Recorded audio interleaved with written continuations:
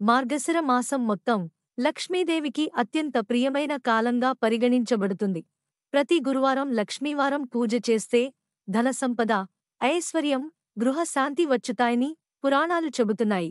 రెండో వారపు లక్ష్మీవారంకు ప్రత్యేక ప్రాముఖ్యత ఉంది. ఎందుకంటే 1. శ్రీ మహాలక్ష్మి ఆవిర్భావ తత్వం పెరిగే కాలం. ఈ వారంలో లక్ష్మీ తత్వం భూమి మీద అత్యంత శక్తివంతమై ఉంటుంది. పూజలో చెప్పిన లక్ష్మీనామాలు త్వరగా ఫలం ఇస్తాయని చెబుతారు. 2. కుటుంబ ఐక్యానికి ప్రత్యేక ఫలితం. రెండో లక్ష్మీవారం రోజున దీపం వెలిగించి శ్రీలలితా సహస్రనామం లేదా శ్రీ సూక్తం చదివితే ఇంట్లో గొడవలు తగ్గి ప్రేమ ఐక్యత పెరుగుతాయి. 3. ధన ప్రాప్తికి మంగళకరం. ఈ రోజున గోమతికి, స్త్రీలకు అన్నదానం చేయడం ధనయోగాలను బలపరుస్తుంది. 4. వ్రతం చేసిన వారికి అఖండ శ్రీకటాక్షం.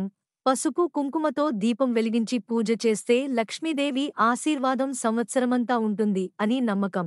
5. విష్ణు పూజ ఫలితం రెట్టింపు. ఈ వారపు లక్ష్మీవారం భగవంతుడు శ్రీమన్నారాయణుని విశేష కృపను కూడా అందిస్తుందని చెబుతారు. ఓం నమో నారాయణాయ జపం చేయడం అత్యంత శుభం. Thank you for watching the video.